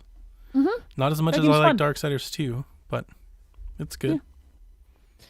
We got one more piece of news. A piece of news I'm excited about. Microsoft decided to drop another color variant of their controller. This one's called Aqua Shift Special Edition. It is a blue, like color shift blue thing, rubberized side grips, and the side grips have this like marbled swirl. Okay, they've been with the Hydra-dipped. blues. It's freaking cool. I bought it. It's Did fine. you? Yeah, I because don't like this one as much. I only own black Series X control. I never bought the blue, the red, or the Pikachu. Really? So yeah, I waited and then this thing hit and I was like, this is why I waited. There's something about the grip marbling that just gets me all excited. Trezin sent me an under the email collar. today that my Fable stuff is preparing to ship. Oh, that's right. You spent stupid money on other controllers. I forgot. This one was exciting for me. So That's cool. yeah, I mean, hey, I have so many controllers. I It's like the absolutely- swirly grips, but I like the idea of them doing the rubber grips versus what they have. I think that's going to be a Yes. big improvement. That's my favorite thing about the Elite. One of my Yeah, favorite parts yeah, of the for Elite sure. is that rubber, that really grabby rubber grip. Mm-hmm. So I like the swirl. I like controllers that have texture to the color, you know? Mm-hmm. Like it I also love that this thing is blue the whole way around. Yeah, it is. No white back, no black back. The white backs really bother people, huh? It just just give me the freaking whole controller in the color, you know? Like, come on. Don't cheap out on the white backs that you're trying to get rid of. 'Cause what are you doing? I'm using the white controller with my white laptop, and it's an aesthetic, pretty good. as the kids would say. Yeah, I don't hate that. Almost all of my pieces of electronics are black, so I like poppy controllers because Sure. of that. All right, sir, let's get into some questions. What do we got? What do we want to discuss here? I didn't ask for questions today, did I? I know, but we still have some. We still have lots. I'm just now thinking that. That's okay. I didn't even think about it till late. I don't even know which one. I'm just going to read one. I don't even know which one. Game Pass Gnome. What game are you most hyped to see on Game Pass? Is there an unannounced game that you'd like to see? Perhaps I could put in a good word for you. Oh, thanks, no. Boy, I mean, I'm most hyped about Forza. That's the game for me. Yeah, same. You know, if we're like, that's one of the most enticing things about Game Pass for me is that and probably Halo right now. Boy, if I could have something on Game Pass, what would it be? I would really love to see them cut a deal with Capcom and get Resident Evil stuff on Game Pass. I think I think that would be cool. There's a game coming out in September called Chernobylite. Oh, I have that on my Steam wish list. I want to play it, but I don't want to buy it because I don't think I'll like it. But it looks cool, and I want to see it. And that's like perfect Game Pass territory for me. It's like, just put that on Game Pass, and I'll have the best of both worlds. But it's like, apparently it's a really strong survival game, which I can't say that I have a good track record with. So I'm like, I don't know. But it's got like all those Stalker Metro vibes. And it's like, I want to do that though. I want to see that. Yeah. It looks cool. That. I like games that look cool. Yeah, I'm a big fan of that. Yeah. I would love to see them cut a deal with Capcom. I would love to see Resident Evil stuff on Game Pass. That'd be great. I mean, selfishly, because I'm trying to look up so I can think of something. Sable out the 23rd of September, by the way. Oh, there we go. Late September. Here's the thing. Like, they're really crushing it. I know. They're not We're leaving getting Back the 4 Blood on Game Pass. Yes. You know, Guardians of the Galaxy, I guess, could come to Game Pass. Fatal Frame could come to Game Pass. I mean, that one I will purchase. I think it would be absolutely crazy if Dying Light 2 actually came to Game Pass. I don't think it will, but if it did, that's a good one. That'd be a big that's a good one. Big move. But selfishly, I hate that none of the Grasshopper stuff is on Xbox at all, ever.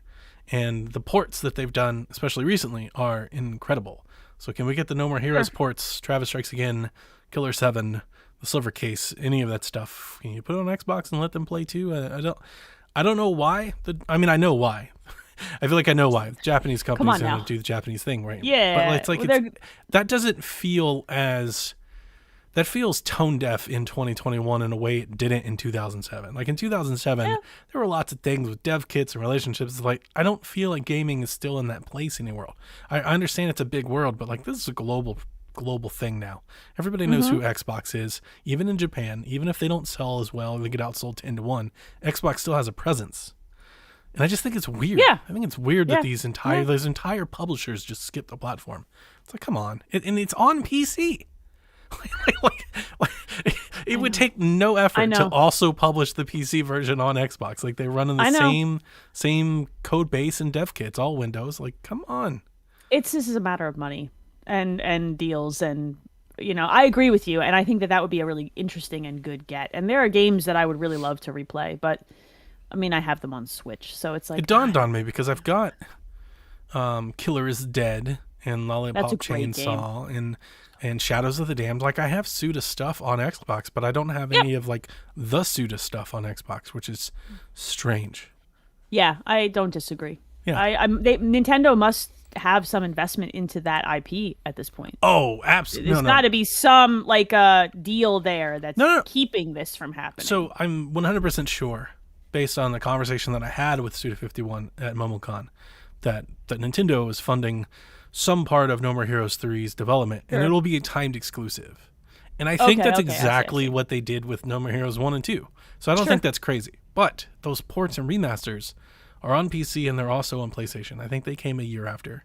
I would expect No More Heroes 3 to hit PlayStation and PC a year later. And none of those are on Xbox yet. And that just, I want to say, doesn't seem fair. It doesn't seem fair to those people.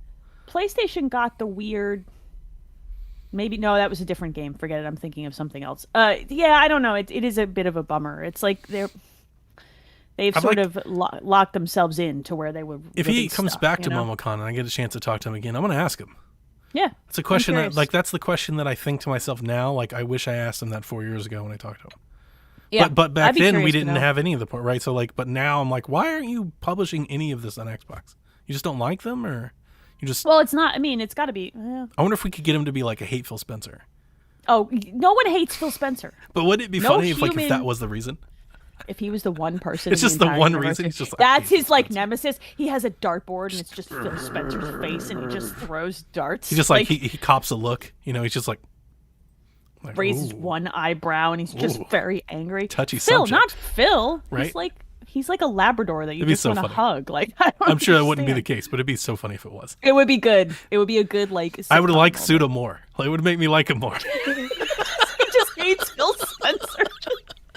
If that's like his nemesis, and he's got just an angry picture in his wallet with just a line through it, like that guy. Yeah, that's so good. That's funny. So good. All right, well, let's grab another question here. Dean asks, is xCloud going to eventually feature a way to stream your library, or will it always be just Game Pass? That's a great question. That's a great question. And I feel like I have an answer for it. All right, hit me. Let's It's just Game Pass. Yeah, because guess why? They want you to buy Game Pass. Of course. Well, no. That's not why. The ability to let you stream all of your games to other platforms affects that company's business to sell you things on other platforms and other things, and it controls them. There's licensing agreements. I was just going to say we there's already digital see this licensing now there. with GeForce and Stadia and everything else, Yeah. and that is just not going to happen. But Nope. when you put it on Game Pass, you are signing up for that ride. And to begin with, I Exactly. think Xbox's goal is to get everything into Game Pass. As much as humanly possible. That's their because thing. They want you just everything in Game Pass. It is your library. Because it simplifies their licensing agreements. There's Absolutely. boilerplate licensing stuff like once you agree to Game Pass, you get this, we get that. And that makes their life easy. And then they don't have to deal with like how that stuff gets licensed out and companies being like, oh, no, not our game. Yes, this has to do with money and deals. But the answer to that question is yes, it's just going to be Game Pass probably forever. Hang on, I've never done it, but I'm looking it up now. How dare you? Can't you Are you actually? Can't you do like remote play from your console anyway? I'm sure you can. You can with Sony stuff, but no, only you can with Xbox. I know you can. I just don't know if it's everything. If it's everything. That's what I'm wondering to know. Is it everything? It says play games installed on your Xbox console, including Game Pass, to any compatible device. So you can already stream your games, but if they're installed on your console. But it literally streams. It basically turns from your console. It's not coming from Microsoft's data center powered by the world. So this question was specifically about xCloud. Yeah. No. Yeah. This is that is a different conversation. That is basically what Sony does as well, where it's a remote play option. And it's not as great. Off your console. It's problematic. It depends on your internet and that. And you better be hardwired. You're not throwing the power of it. Well, also here's the problem. If you have Comcast, like many of us do, that upload is aggressively small compared to your download. So even hardwired, I'm only allowed 40 up. Mm-hmm. That's just not gonna. I haven't tried remote play in a couple of years because it was such a me neither. mess the first time. It wasn't even worth it. But I also just don't care. But xCloud wise, no, Game Pass only. Yeah, 100%. You want those servers because they're working the network side on both sides. Right, they're doing all the compression stuff on both sides. You're not getting any of that from your console. No, those blades are hot business. You want that. Yeah, you want that. You get a laptop like me, bring it with you. Well, I mean, that's why people own a Switch. Also, no, it's like not. in addition no Game to, Pass. I don't always need those games. I can play other games. Donnie, do you know how many games that I own to play? At some point, it's fine. It's okay. It's okay. If you say so. All right. Give me another question, man of many games. Auntie writes, how would you feel if the whole Xbox Nintendo thing is Halo Infinite multiplayer on Switch via the cloud? Just something I've been thinking over since E3. I mean, it could be. They want Halo Infinite to be everywhere. I think Phil was very clear that his move forward, especially like if you include the Bethesda exclusivity, is to make games available where Game Pass can exist and be played in Game Pass. So I don't think they're just going to be like, oh, here's Halo for all of you people that don't have Game Pass. No. I know it's free to play. I know it's free to play on like PC and stuff, but it's still. I don't think they're not just going to do that for Nintendo. Like, hey, here's Halo for free. I think just them working with Nintendo on Minecraft and Minecraft-related properties is probably the most of what we're going to get for a very, very long time. I think Game Pass is coming to Switch. I do. I love your optimism, but not until that box. I can't wait to tell everybody that I said so. I think it's coming. I do. I don't know that it's gonna. Do you think it's gonna be on this Switch? Because I'm not convinced. No, I do. I honestly think they will put the Game Pass app on Switch. It'll stream Xbox games. It will just stream Xbox games. You will not be able to download them. I think it'll just be the app. I know a lot of people have floated like it'll be Xbox only titles. I don't think they're going to put that much work and effort into it. I think it'll they just want your Game Pass, and they will figure out a number that makes Nintendo happy. I think it's streaming only, so it protects Nintendo. They're not losing too much because I think there's a lot of people who just don't want to stream anything. There's a lot more of those people than there are not. Yeah, right. I never do. I don't think it really is putting them at risk. And I think this makes a lot of sense for both companies. This is one of those situations where both companies can shake a hand and make a lot more money. And I'm I think curious it's going to to happen. see. I think that we'll see TV apps first. That's their first attempt here. Apps on smart TVs. Then we might see this start to happen. I'm not saying this isn't going to happen. The I'm thing just with saying the smart TVs that I'm always interested in is how in the hell do you compare a controller to a smart TV? don't they have Bluetooth? I don't know.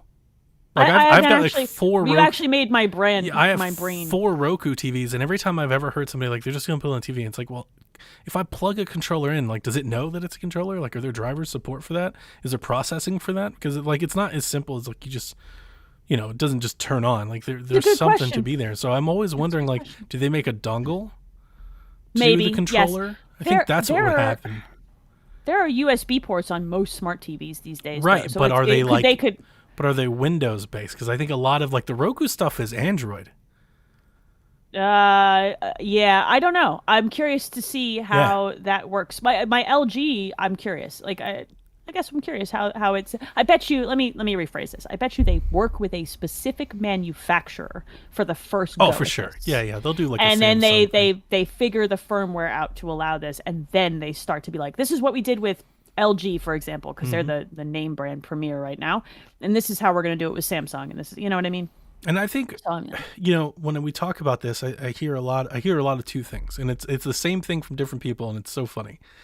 The Xbox fans go, "What does this do for Xbox? What is Nintendo doing for us?" And it's like you're looking about this completely the wrong way. Oh, absolutely. That's what Xbox wants as many people subscribing to Game Pass. That's what it does for Xbox. Makes Yes. them more money, makes them buy more developers that you like, so you can keep making videos about acquisition rumors. Like, that's what they get into it with Nintendo. And from Nintendo, it keeps them access to games that they otherwise can't have. Yeah, Skyrim, or won't run well. Starfield, things like Yeah. that. Like, one, their system can't run it to begin with. Yes. Two, if they don't, they're not going to have it at all. So like all That- of this love and support that they've gotten with Skyrim on Switch, and they've had a pretty good track record with Bethesda titles and kind of propping them up and making them pillars of directs and marketing. All of that goes out the window. It's So true. It could, yeah, it's true. sign I'm the curious deal, to see. make money together. I think there's a lot of nuance there and software development that needs to happen, but I am curious to see how that shakes out. I Definitely. honestly, I don't have no inside knowledge. I'm not going off of any rumors. I honestly think this is one of those things. It makes too much sense for it not to happen. Like, I think one day it's going to happen, and when it does, we'll all go, of course, because this is just the path forward. Like, this is just how things are going. I wonder if they'll wait till the next iteration of whatever Nintendo is working on next. Could though. be. Because Potentially we're could at be. and we're getting towards end of life. Like the Switch is out of juice. I would agree It's with out of you. juice. I would agree with you, except that I played Control on Switch in the streaming. It was pretty good.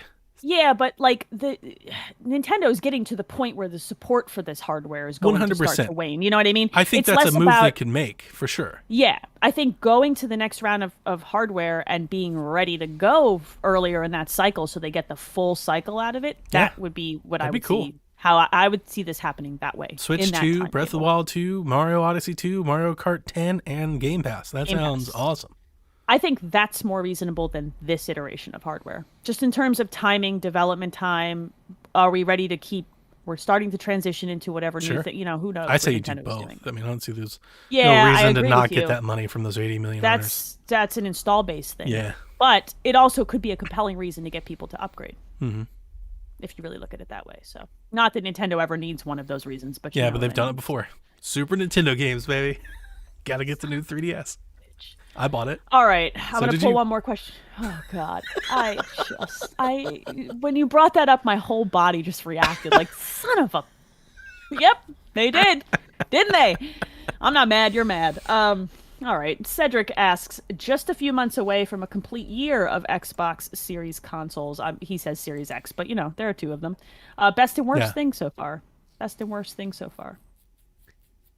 Boy. Best thing for me has been Game Pass. I mean, yes, but that was a great thing before this. Sure. You know. But it's been like this year when we kicked off with the Medium. Yes. Yeah. Okay. Death's So you're Door, saying like, content so much in. Yes. Yes. Game yes. Pass this year has been just stellar. Yeah. Yeah. Well, and I'm passing over like the ones that people really care about. Like here I am, like the medium Death's Door, and like we forget we had the show, we had that Destiny wannabe that everybody was like gaga over for 2 weeks.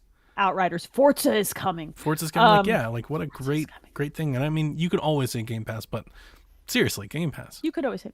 I think the leap in the best thing for me with these consoles is the leap in decrease in time to get into a game, load into new areas. Like the amount of time that I'm not spending checking social media because crap is loading in the background has made my gaming experience so. Did you also realize that Death's Door doesn't like instant launch, doesn't do the quick resume? I didn't even notice because the freaking console is just so poppy. I noticed. Like it's, you know what I mean? It was in my queue and I'd start it and it would relaunch the whole game over and over again. I'm like, well, it's I mean, quick resume is a branch of this conversation, but for me, like the fact that I'm in games so much faster, even without quick resume, is really has evolved my like there were so many times on the Xbox One where I'm like, I'm not going to boot this console up now. I only have 45 minutes. It's going to take 15 minutes to load the game, get into the. Now I'm just like, I got 20 minutes. I can play a video game. My console's on before my TV is on. Yeah. When I push the buttons. My console turns on my TV. Yeah, mine does that too. Yeah. I'm in a game instantly. Like this is the biggest jump for me is just time to being in action. That's a really good answer. It's just tremendous, and it's just made me feel so happy to play games. Like, I'll tell you, I'm in. To piggyback off yours and just in a separate, smaller tangent, I love quick resume. It's good. I notice it when it's not there. I replayed The Last of Us last week. Noticed that I didn't have quick resume. Yeah. Noticed that I had to go in and go to the menu and hit the chapter and do it all over again. Sure. When I played my PC, when the game crashed, I had to reboot the whole thing. Like I notice it when it doesn't work now, and I'm like, why doesn't this work? Because it should just work. And when I wanted to switch games on Switch, I'm like, you know what? I'm just not gonna switch. Right. Like it's it's kind of tremendous. Like the combination of like the console just being constantly in a state of I'm ready to play video games and quick resume just puts me in a game so fast that I will play games when I have shorter chunks of time now because I don't feel like I'm losing so much of it on load screens and nonsense, you know? That's probably the best for me. I think worst thing, I think that Halo was a real bummer over the last year for me. Just like seeing that thing have that like crash and burn, we're delaying it a year moment kind of bummed me out. It bummed me out extra getting the box, flipping it over and having the Halo on the box and going, man, what a miss. What a miss. You know, it was a bummer. I know you bring that up. I mean, I've heard you say that a few times. I've never personally cared. Is that just me with Halo? Probably. Yeah, because I see it on the box and I'm like, Chief's going to be on the box whether there's a game coming out this year or not. Like, it's just... I mean, yes. It's Nintendo. They're going to put Mario in the box. It was just, for me, it was a rare miss at a launch, in a launch window. And it wasn't just like we missed by a month or two. We had to push a game a year. It's just... And Halo is their flagship. When you really look at like things that define Xbox for a lot of people, maybe not for me, but for a lot of people, it's Halo. Of course. It's a bummer. It was a bummer to see that miss in that spectacular of a way. What about you? I think the worst thing about Xbox continues to be the lack of a replacement for Mixer. I think that's a good answer. I think it's egregious. I think it's far less than their competitors, and I think their whole sharing, like everything, like the screen share button, like all of it is just not good. That sucks. That's a good answer. Yeah, that's disappointing. Like that, Sony does this better. Yeah. Way better. And Nintendo has done this better. On PlayStation, it's basically the same thing it was on PlayStation 4, and it's still better. Still way better than what Xbox. That's so sad. It's like their solution from 8 years ago is better than your solution is now.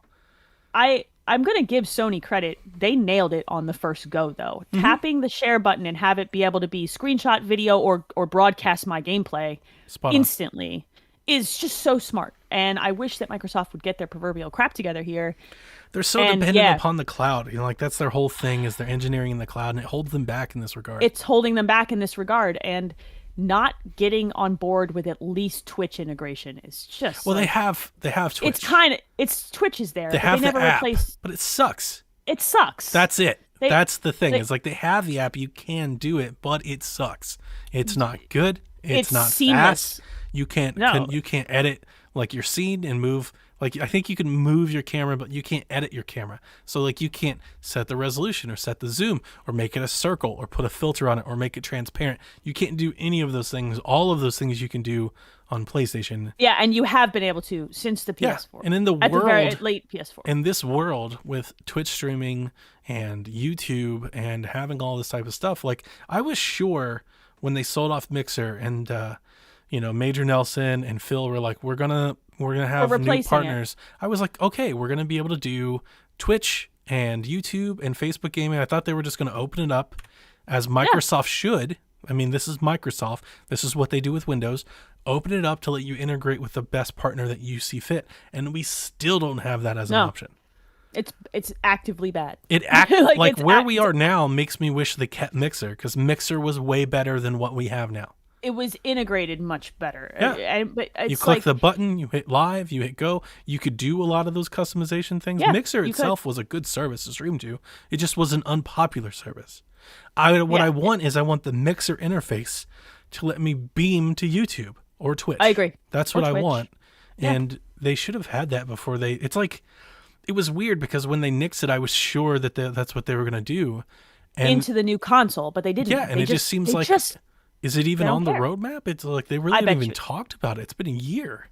I don't think they care. I think the push is not for that right now, and Sony's not pushing for it either. Sony just happened to nail it on the first go in a way that, like, Is it one of those things where it doesn't good enough. matter because people that want to do that will have a capture card and a computer and stuff anyway? Yeah, I do think that. I think that anybody who wants to consistently stream isn't consistently streaming from their console. They start streaming on their console and they go, "Oh, I could do more of this. I like can this." do better then stuff they if get we a go somewhere rig, and then else. they get OBS and they get scenes, and it's it's a good starter spot. It's great for like, oh, I want to do a quick charity event. I don't, but it still feels like a drop ball because they told us they were going to replace it. They told us they were going to fill that gap, and they haven't, and they just went silent on it. It's wild. So yeah, I would agree. That's kind of a bummer. Just the share button in general, the screenshots. It's kind of a bummer. I hate was it. so excited. I hate it. Yeah, it's like I'm back to using my Elite. I don't even use it anymore. Yeah, I'm I like, don't. you I know don't what? care. Never mind. I don't care. Yeah, screw your button. I don't care. It's It really actually- sad because like the Switch is so perfect. The Switch better. does it It's good. so well. Like they took Sony's idea and they were like, let's make that super fast. Dude, I pop screenshots of Yeah. Tetris right to Yeah, Twitter, and I'm just like, tap, ta-da! tap, and then you can just Ba, ba, hold. ba, ba, Yeah, it's it's done. so easy. It's really easy, and I like to give Nintendo credit for an online thing means you done dropped the ball, Microsoft, because you should be better at this. Takes seconds. It you should can, be easy. You can load batches of things at once to Twitter, to different things. You send them to your phone. Like you're absolutely right. For Nintendo to be running circles around them, If you're showed up by Nintendo, you should be embarrassed kinda on an shameful at this online point. services thing. It's bad. It's actively bad. Mm-hmm. Good answer. Is there any other questions you want to hit before we get out of here for the night? Are we done here? I don't know what this question is, but we need to get it off of here. It's so long. This question that TPR sent us, so let's do it. All right. I think Xbox right. has been hitting all the right notes recently and prep for this coming fall. I'm a fan of all consoles ecosystems. I can't help but feel that there is an oversaturation of third-person cinematic action games on the Sony side of things. I still enjoy them and buy them, but I wish there was more. I wish there was some more first-party diversity in PlayStation's game offerings. That diversity is where Game Pass shines, in my opinion. But it ironically is missing the big first-party, third-person cinematic action experiences. I personally think that Hellblade 2 could do a hell of a job in working to close that gap in the plethora of Game Pass offerings. Gears would be the only other title I think of when it comes to that. And we've seen it for over a decade now. What do you guys think? Do you both have any other ideas for that niche, or do you think my criticism is overstated?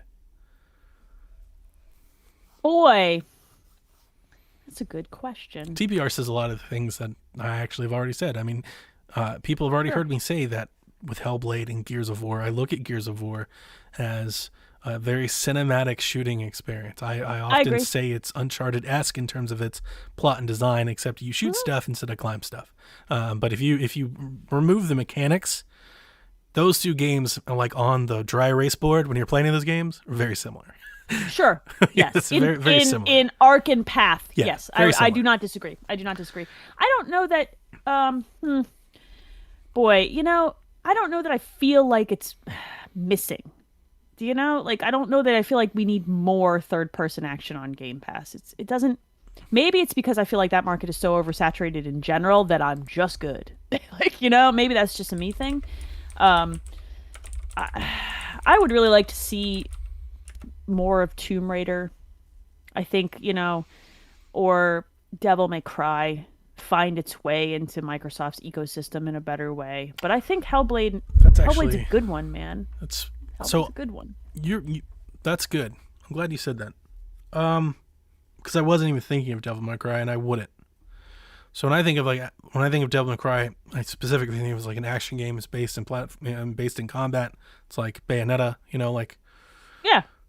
When I hear PlayStation first party, like third person game, I'm specifically thinking of impactful narratives. Sure. Okay. That's set around that game mechanic. I think of God of War. I think of Uncharted. I think of The Last of Us, and I think there are groups of people, I've seen them, I think we all have. There are groups of people that say that about Xbox, that they're, I don't want to say there are no games, but they don't have the games.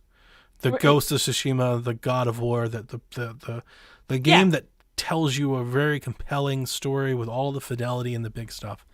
I don't think that's an oversaturated market, because I honestly think that only PlayStation's really doing them. I think Tomb Raider was spot on, but we haven't had a Tomb Raider in a couple of years, and it doesn't look like we're getting one for a couple of years. That bums me out. Same thing with Batman. It's like the other thing I was thinking of was Batman. We had 3 or 4 great Batman games, but that was 4 or 5 years ago, and it doesn't look like the next Batman games are those. The next Batman games are multiplayer, or if they're not multiplayer, like they're I guess, I don't know, squad based. Like, you play different characters. They're not the same thing that we come to expect. I mean, is this a conversation that that perhaps the market has changed too? Like, when we look at third-person action, like, for Microsoft, they want stuff they can inject into Game Pass, and they seem to be very successful with those squad-based, like, games. Outriders, kind of a good example. Like, get people together to play them, get everybody to have Game Pass to do it. Do you know what I mean? Like, is this just a market strategy thing? Like, Sony has always invested a lot of money into single-player narrative experiences. Sure. Big ones, epic ones. That's their personal brand. I don't think always. I disagree with you there. I think for the last decade. Okay. Not always, but for the last decade, for the last decade, it has become their mantra, like their brand. This is what we do. And Microsoft is not trying to compete in that space. Like, before 2010, that was what Naughty Dog did. Yes, Since 2010, this is what PlayStation does. Fair, because PlayStation is invested in it, right? Yeah, like they realized it worked. Like, so they doubled down on it hard. I don't know that Microsoft feels like they need to play that game. I think that they're looking at it like, well, that's not our niche. I think they are playing that game. There. I disagree with you. I think they are. They've got, Indiana Jones, they've got Fable, they got Hellblade 2, and possibly, we don't know yet, Perfect Dark-ish, maybe? Isn't that a first person shooter? It is, but like they were talking a lot about how they're expecting to like be very narrative focused, and I was like, really? You think that's like just talk? People said that about Rage. Good point. Look where we ended up. Good point. All right, I mean, like, developers say a lot of things. People say a lot of things. First person games, I think, are way harder. First person shooting games are way harder to add that arc. I feel like the reason that Naughty Dog is so successful. That Mass Effect? Mass Effect is a third-person shooter. Okay, I mean, Mass Effect I thought is you could play both ways. You might be able to, but it's a third-person game, right? Third-person games, when you are looking at the character you are playing, it's almost a different experience. When you shift me into first-person, I feel like I'm supposed to be that character. When you place a third-person view, you can make an impactful narrative around how you want that character to be. It's different than putting the player in their shoes in a first-person role. Yeah. And I think that's why Naughty Dog's so successful at building great narratives, and why their games are always third-person. Like, that's like, here is my character. I was thinking of Mass Effect. I had Mass Effect on my mind because that will come to Game Pass soon. the legendary whatever edition. Yeah. That'll hit Game Pass soon through EA Play. And Oh, that that's game, true. that game sold very well. That was news that came out today. Is it It sold very did, well, it and did. and we see Dead Space. Like EA's like, we're going to make single player games. So my point was going to be that I think Microsoft really leaned on third parties for this type of support. And as I mentioned, a lot of these publishers have stopped doing that as much. There's more the multiplayer, arc. squad-based, co-op. Yes. It's been more of that. That's where the money is. And So do we think- because of those two things aligning at this time, this delta of the Xbox One, so basically call it from like 2016 to now. Sure. There's a dearth yep. of that on it. Like it's missing because we haven't had Batman and Tomb Raider and new Mass Effects to fill that gap. And I think, but here's the thing. I won't even say I think, because I know Phil has openly admitted, yes, we need to do more. We know. Yes, we know he has we need said to that. do more. You're right. You're right. And they're I trying. think- They're doing Fable. That's their big one. I hope that hits They for them. bought and I hope- Bethesda. yes, but there's a lot of first person in Bethesda. Yeah. You know what I mean? There's a lot, but Those RPGs though. yes, but they're first person. It's different. To me, that's very, very different because you're crafting the story around the character you want to play in first person. It's just a total me thing where my brain links to stories and that perspective matters Okay. to me. I do think you're right. I think that the industry went through a shift, and it may be coming out into shifting again. Oh, these single player experiences with stories that are impactful are hitting with people again. Oh, maybe we should invest a little bit more time and effort. I think if Hellblade 2 does super well, like people get really excited, I could see Microsoft pushing very hard to lean on developers to get more of that. I it think could happen. I think that it's really expensive. Yes. Like you can't do that. You don't just make a game like that at Insomniac or at Sucker agree. Punch or at Naughty Dog's level. No, they're you very can't expensive. compete. It's Right. hard to compete. And like, so they make yes. money, they sell well, but you also have to be willing to like take a bath on that. And I think that's where you look at the multiplayer arena and you're like, well, if we can get some mode, some campaign, something you can Exactly. do with friends, and we can get more money out of it, it makes it a little easier. And I think that's why you see so many devs kind of do that. And I don't, like I said, for me, Gears is 100% a single player narrative experience. But for many people, it's not, and they could care less about it. You know, it works both ways. Sure. But I think they're aware of the problem. I think they're working on the problem. I don't know, like that heist typhoon game that's going to be like, it seems like a co-op.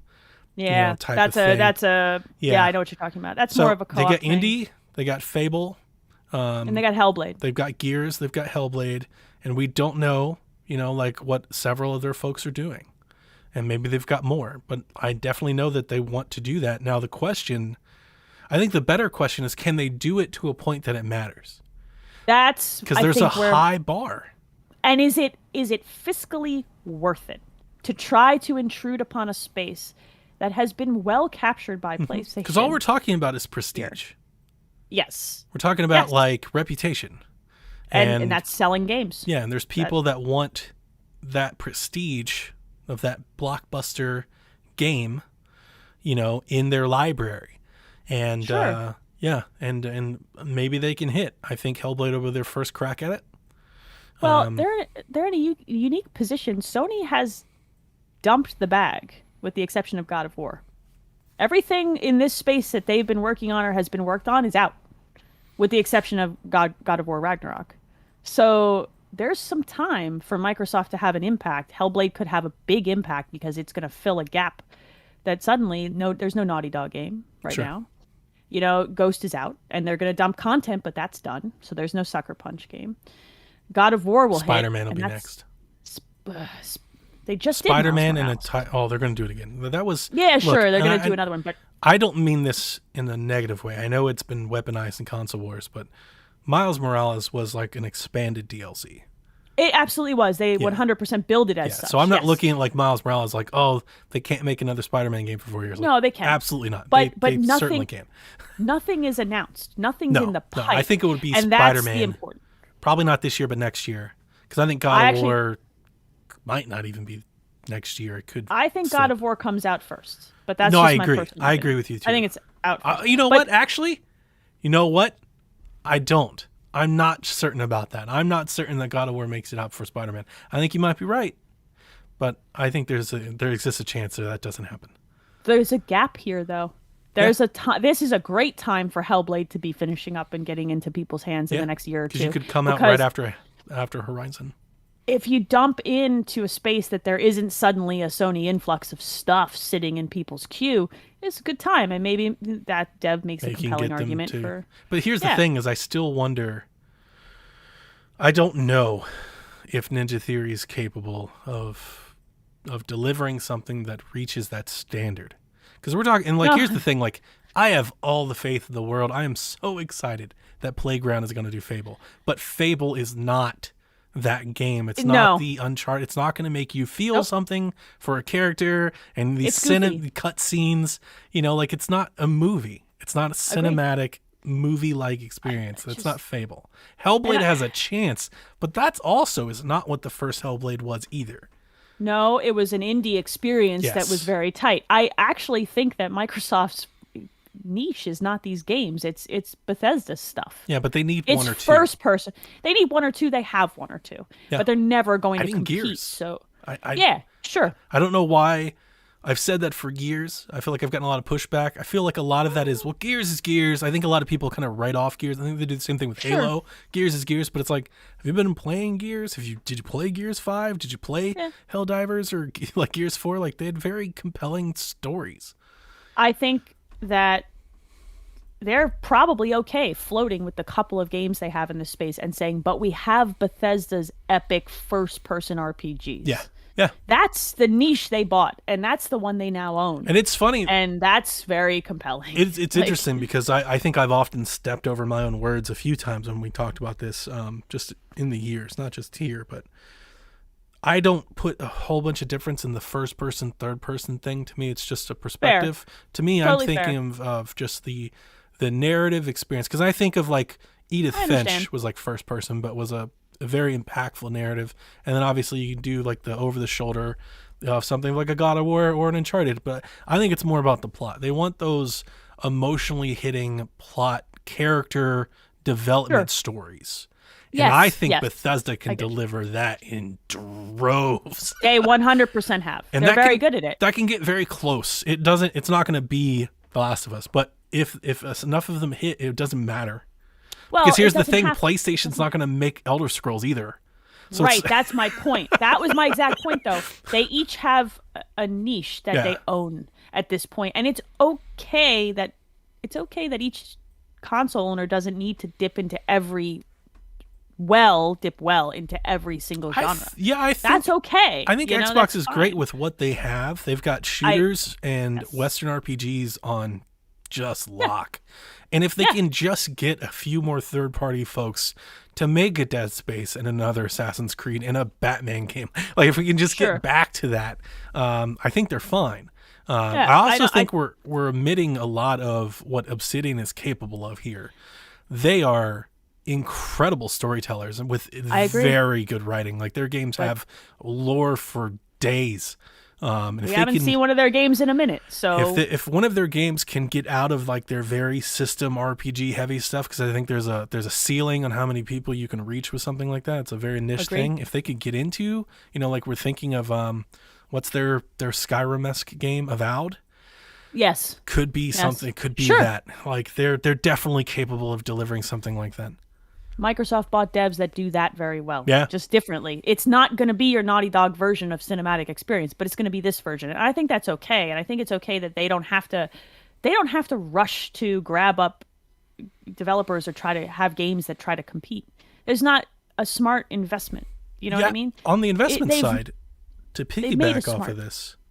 I'm sorry, I don't want to interrupt you. Finish your point. No, I was going to say they've made their smart investment. Picking up Bethesda was that smart investment. Let them ride that, The reason I interrupted is because I feel like I'm going to finish your thought here to add a little bit more to your thing. Their model's different. Yeah, exactly. With the Game Pass model, they very much weigh engagement.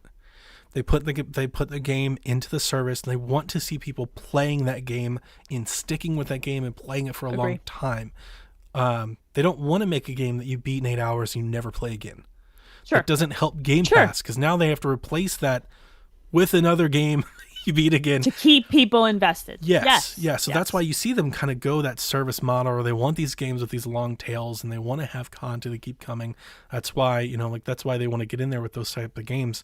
So with Avowed and with Elder Scrolls and Starfield, like I wouldn't be so don't be so shocked if they have, lots of DLC and things. Absolutely. I'm not saying that Xbox is making them do it. That's not what I'm trying to say. But I think that's the push. I think that's what they want to do. If those developers want to do it, they're going to support them. They're going to tell them do that. Yes. I think the next Outer Worlds could very much be right down that vein. Let's keep it. Agreed. Let's keep these people playing because they want to keep you subscribed.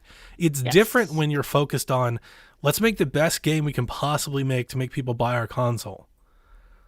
Right. And it's just a different business model. It really These two is. companies have, and it's okay that the business model is different and they don't have to have a thing to compete in the model. They can succeed, and they both are, with the model that they have found that works for them. And I think that's the biggest takeaway from this conversation.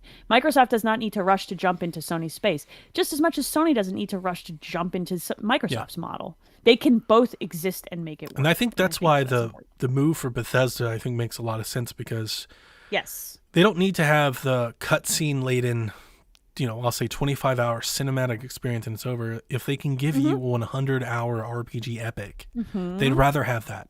Even if it doesn't have the cutscenes, even if you don't, feel emotionally attached to the characters, they'd rather you play that game for 100 hours. They'd rather have you playing Game Pass that long than, a shorter campaign. Right. And people get just as attached to those experiences for different reasons. They can. And that's okay. And that's okay. Yep. That was a lovely conversation that stemmed off of a question that we've avoided answering. Thank you, TPR. Thank you, TPR. The problem is when we get a paragraph, we're just like, it's so much to read. We're very lazy and old. I should have worn my glasses. It's so much to read. Okay, look, we're very old. All right, I think that's going to do it for us tonight. We covered everything, right? Yeah. So before we get off the air, let me give a shout out to our Patreon folks at the on-air producer level again, and as always, thank you to everybody who supports the show and everything on the PSVG network. Thanks to the folks on Discord, Patreon, and other levels, and Twitter. And if you want to find us on Twitter, Donnie is Eat the Hype and I am ET Dragon. Nonsense, never-ending nonsense. All right, our producers. Thank you to Michael Masick, Edwin Callow, Stephen Keller, Nick Creature, Ben Moxham, Nick Fallhaber, Paul Calicote, Kyle Heyman, Devin Tyus, Josh Bourbon, RJ Kern, HorseGirl69, Nice. Zach Adams, and Joe Wilson. It's nice every time. Donnie, I think we covered everything, yeah? Good show. All right, kids. Until next time, play some video games. Good night, folks.